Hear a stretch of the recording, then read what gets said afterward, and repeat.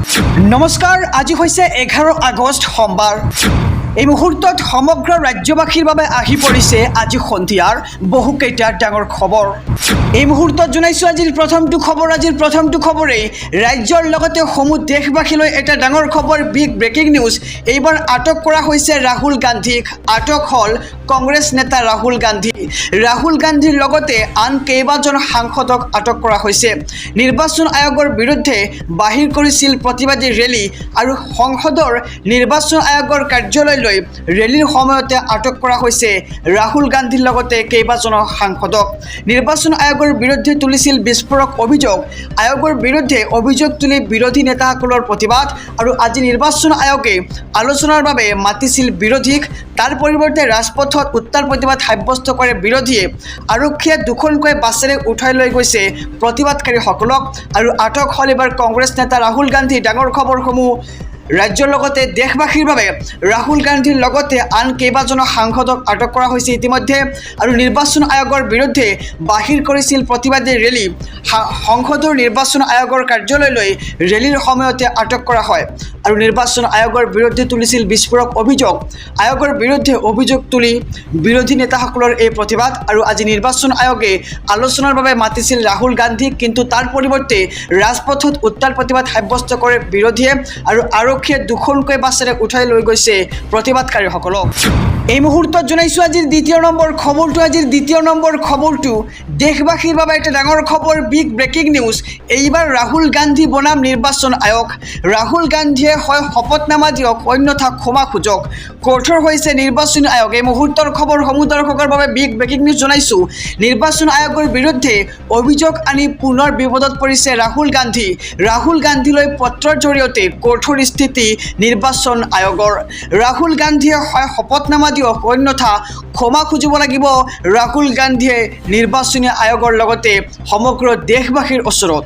আৰু ভোট জালিয়াতিৰ অভিযোগত ৰাহুল গান্ধী বনাম নিৰ্বাচন আয়োগ। শনিবাৰে নিৰ্বাচন আয়োগৰ কঠোৰ বাৰ্তা যে ৰাহুলৰ হাতত দুটা বিকল্প আছে। অভিযোগ সন্দৰ্ভত ৰাহুল গান্ধীয়ে শপতনামা দিয়ক, অন্যথা ক্ষমা খোজক। ৰাহুল গান্ধীয়ে বৃহস্পতিবাৰে সংবাদমেলত ৰাহুল গান্ধীয়ে আনিছিল ভোট চুৰিৰ বিস্ফোৰক অভিযোগ। কৰ্ণাটক, মহাৰাষ্ট্ৰ আৰু হাৰিয়ানাত ভুৱা ভোটাৰ সংযোজনেৰে ভোট চুৰি হোৱাৰ অভিযোগ আনিছিল ৰাহুল গান্ধীয়ে আৰু ৰাহুলে নিজেই আৰম্ভ কৰা বিতৰ্কৰ পাকচক্ৰত পুনৰ সোমাই পৰিছে খোদ ৰাহুল গান্ধী। নিৰ্বাচনৰ স্পষ্ট মত, শপতনামাৰে ভোট জালিয়াতিৰ অভিযোগ প্ৰমাণ কৰিব লাগে, নহ'লে তেওঁ কৰা দাবী মিছা বুলি স্বীকাৰ কৰি দেশবাসীৰ ওচৰত ক্ষমা খুজিব লাগে ৰাহুল গান্ধীয়ে। জনাইছোঁ খবৰ, এইবাৰ নিৰ্বাচনী আয়োগৰ ওচৰত ৰাহুল গান্ধী বিপদত পৰিছে। নিৰ্বাচন আয়োগৰ বিৰুদ্ধে অভিযোগ আনি পুনৰ বিপদত পৰিছে এতিয়া ৰাহুল গান্ধী। ৰাহুল গান্ধীলৈ পত্ৰৰ জৰিয়তে কঠোৰ স্থিতি নিৰ্বাচন আয়োগৰ। ৰাহুল গান্ধীয়ে হয় শপতনামা দিয়ক, অন্যথা ক্ষমা খুজিব লাগিব ৰাহুল গান্ধীয়ে। ভোট জালিয়াতিৰ অভিযোগত ৰাহুল গান্ধী বনাম নিৰ্বাচন আয়োগ। শনিবাৰে নিৰ্বাচন আয়োগৰ কঠোৰ বাৰ্তা যে ৰাহুলৰ হাতত দুটা বিকল্প আছে। অভিযোগ সন্দৰ্ভত ৰাহুল গান্ধীয়ে শপতনামা দিয়ক, অন্যথা ক্ষমা খোজক ৰাহুল গান্ধীয়ে। এই মুহূৰ্তত জনাইছোঁ আজিৰ তৃতীয় নম্বৰ খবৰটোত আছে সমূহ ৰাজ্যবাসীৰ বাবে এটা ডাঙৰ খবৰ, বিগ ব্ৰেকিং নিউজ। ৰাজ্যৰ মুখ্যমন্ত্ৰী ডক্টৰ হিমন্ত বিশ্ব শৰ্মাৰ এক ডাঙৰ ঘোষণা। উচ্ছেদৰ লগতে এইবাৰ আৰম্ভ হ'ব বৃহৎ তদন্ত। বিহাৰ, ধুবুৰী, বেংগলোৰৰ পৰা অহা মানুহক লৈ সন্দেহ প্ৰকাশ ৰাজ্যৰ মুখ্যমন্ত্ৰী ডক্টৰ হিমন্ত বিশ্ব শৰ্মাৰ। স্থায়ী বাসিন্দা নহ'লে উপায়ুক্তই কৰিব ইনকুৱাৰী। এই মুহূৰ্তৰ খবৰসমূহ দৰ্শকৰ বাবে, গতিকে খবৰটি দিয়াৰ আগতে যদিহে আপুনি চেনেলটোত নতুন তেন্তে চেনেলটো ছাবস্ক্ৰাইব কৰক আৰু যদিহে ভিডিঅ'খনত এতিয়ালৈকে লাইক কৰা নাই তেন্তে ভিডিঅ'খনত এটাকৈ লাইক কৰি দিয়ক। জনাইছোঁ খবৰ, উচ্ছেদৰ লগতে এইবাৰ আৰম্ভ হৈছে বৃহৎ তদন্ত। বিহাৰ, ধুবুৰী, বেংগলোৰৰ পৰা অহা মানুহক লৈ সন্দেহ প্ৰকাশ মুখ্যমন্ত্ৰী ডক্টৰ হিমন্ত বিশ্ব শৰ্মাৰ। স্থায়ী বাসিন্দা নহ'লেই উপায়ুক্তই কৰিব ইনকুৱাৰী আৰু খেদা হ'ব লগে লগে সন্দেহজনক লোকক। ৰাজ্যজুৰি চলিছে এতিয়া সৰ্ববৃহৎ উচ্ছেদ অভিযান। উচ্ছেদৰ লগে লগে আৰম্ভ হৈ গৈছে ইনকুৱাৰী। বিহাৰ, ধুবুৰী, বেংগলোৰৰ মানুহে দখল দিছিল উজনিত আৰু স্থায়ী বাসিন্দা নহ'লেই উপায়ুক্তই কৰিব তদন্ত আৰু আঁতৰোৱা হ'ব অসমৰ পৰা। সঁচাকৈ ক'ৰ পৰা আহিছে মানুহবোৰ? আৰম্ভ হৈ গ'ল ইনকুৱাৰী আৰু হাতত তালিকা উলিয়াই মুখ্যমন্ত্ৰী ডক্টৰ হিমন্ত বিশ্ব শৰ্মাই ক'লে, য'ৰ পৰা আহিছে সেই স্থানলৈ যাবই লাগিব। অচিনাকি সন্দেহযুক্ত মানুহ দেখিলে সজাগ হওক মুখ্যমন্ত্ৰীয়ে ৰাইজলৈ দিলে এই ডাঙৰ বাৰ্তা আৰু হাতত লিষ্ট উলিয়াই মুখ্যমন্ত্ৰীয়ে কৈ গ'ল অনুপ্ৰৱেশকাৰীৰ কথা কাছাৰ শ্ৰীভূমি ধুবুৰী বৰপেটাৰ শ শ পৰিয়ালে বাহৰ পাতিছিল উৰিয়াম ঘাটত হোজাই নগাঁও মৰিগাঁও আনকি বিহাৰৰ মানুহেও দখল দিছিল উৰিয়াম ঘাটত আৰু বিহাৰৰ মানুহখিনিক লৈ সন্দেহ প্ৰকাশ কৰিলে ৰাজ্যৰ মুখ্যমন্ত্ৰী ডক্টৰ হিমন্ত বিশ্ব শৰ্মাই বিহাৰ বুলি কৈছে সিপাৰৰ পৰাও আহিব পাৰে আৰু সকলো মানুহৰ নথিপত্ৰ পৰীক্ষা কৰাৰ নিৰ্দেশ দিয়া হৈছে আৰু জিলাই জিলাই দিয়া হৈছে উপায়ুক্ত পৰ্যায়ৰ তদন্তৰ নিৰ্দেশ বিদেশী বুলি ধৰা পৰিলেই লগে লগে খেদা হ'ব এইখন অসমৰ পৰা স্থায়ী বাসিন্দা নহ'লেই উপায়ুক্তই কৰিব তদন্ত ভিজিআৰ পিজিআৰ সত্ৰৰ মাটি দখলৰ উচ্ছেদ পৰ্যায়ক্ৰমে হৈ থাকিব ধুবুৰী বিহাৰ ধুবুৰী বেংগলৰ পৰা অহা মানুহসকলে সন্দেহ প্ৰকাশ ৰাজ্যৰ মুখ্যমন্ত্ৰী ডক্টৰ হিমন্ত বিশ্ব শৰ্মাৰ এই মুহূৰ্তত জনাইছোঁ আজিৰ চতুৰ্থ নম্বৰ খবৰটোত আছে ৰাজ্যবাসীৰ বাবে আৰু এটি ডাঙৰ খবৰ বিগ ব্ৰেকিং নিউজ অসমত গৰু চোৰ ভাৰতবৰ্ষত ভোট চোৰ APCCৰ সভাপতি গৌৰৱ গগৈৰ বিস্ফোৰণ এই মুহূৰ্তৰ খবৰ জনাইছোঁ SB অসম মিডিয়াৰ সমুদৰ্শকক এটা বিধানসভা সমষ্টিত সোমোৱা হৈছে 1 লাখ ভুৱা ভোটাৰ ৰাইজক এই প্ৰশ্নৰ উত্তৰ দিব লাগিব নিৰ্বাচনী আয়োগে বিজেপিৰ কথাৰ সৈতে মিল থকা নিৰ্বাচনী আয়োগে দেশবাসীৰ সন্মুখত নিজৰ সন্মান লাঘৱ কৰিছে অসমত গৰু চোৰৰ বিপৰীতে ভাৰতবৰ্ষত এতিয়া ওলাইছে ভোট চোৰ আৰু ভোট চোৰৰ অভিযোগ সন্দৰ্ভত APCCৰ সভাপতি গৌৰৱ গগৈৰ এক মহাবিস্ফোৰণ অসমতো যাতে ভোট চোৰ সোমাব নোৱাৰে তাৰ বাবে সজাগ হ'ব লাগিব যুৱ প্ৰজন্ম আৰু ভোটাৰ তালিকাত যাতে ভুৱা ভোটাৰ সোমাব নোৱাৰে তাৰ ওপৰত দৃষ্টি ৰাখিব কংগ্ৰেছে বিভিন্ন দল সংগঠনৰ লগতো এই সন্দৰ্ভত কৰা হ'ব এক আলোচনা ৰাহুল গান্ধীয়ে বিজেপিৰ বিৰুদ্ধে আনিছিল ভোট চুৰিৰ অভিযোগ আৰু ভোট চুৰি কৰি প্ৰধানমন্ত্ৰী হোৱা বুলি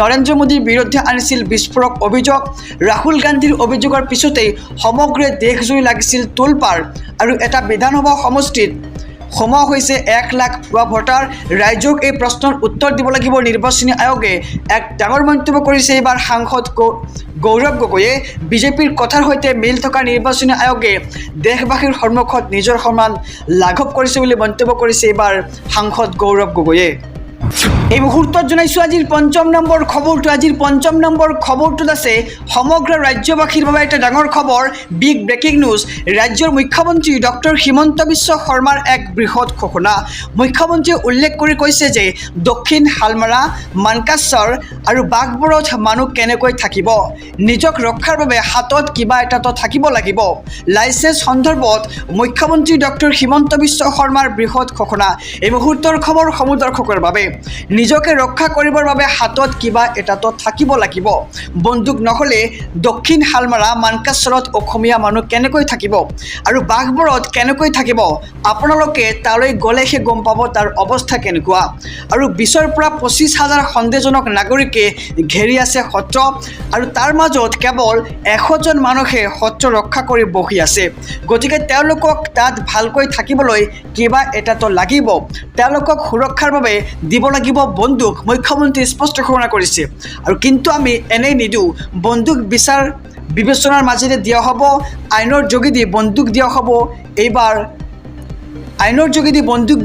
এইবাৰ ঠাইৰ মানুহক আৰু বন্দুকো লাগিব মাটিও লাগিব অধিকাৰ লাগিব সকলো লাগিব তেওঁলোকক আৰু আইনৰ গণ্ডি পাৰ হৈ আমাক একো নালাগে অস্ত্ৰৰ লাইচেন্স সন্দৰ্ভত ৰাজ্যৰ মুখ্যমন্ত্ৰী ডক্টৰ হিমন্ত বিশ্ব শৰ্মাৰ এক বৃহৎ ঘোষণা কৰি কৈছে যে নিজকে ৰক্ষা কৰিবৰ বাবে হাতত কিবা এটাতো থাকিব লাগিব বন্দুক নহ'লে দক্ষিণ হালমাৰা মানকাচৰত অসমীয়া মানুহ কেনেকৈ জীয়াই থাকিব বাঘবৰত কেনেকৈ থাকিব আপোনালোকে গ'লে তাত নিশ্চয় গম পাব আৰু 20ৰ পৰা 25,000 সন্দেহজনক নাগৰিকে ঘেৰি আছে সত্ৰ আৰু তাৰ মাজত কেৱল 100জন মানুহে সত্ৰ ৰক্ষা কৰি বহি আছে আৰু তেওঁলোকক নিজৰ ৰক্ষাৰ কাৰণে বন্দুক দিয়া হ'ব আহিছোঁ পৰৱৰ্তী খবৰৰ মাজলৈ ৰাজ্যৰ মুখ্যমন্ত্ৰী ডক্টৰ হিমন্ত বিশ্ব শৰ্মাৰ পুনৰ এক বিস্ফোৰক মন্তব্য কৈছে যে গৌৰৱ গগৈ আৰু অখিল গগৈৰ দৃষ্টিভংগী পৃথক।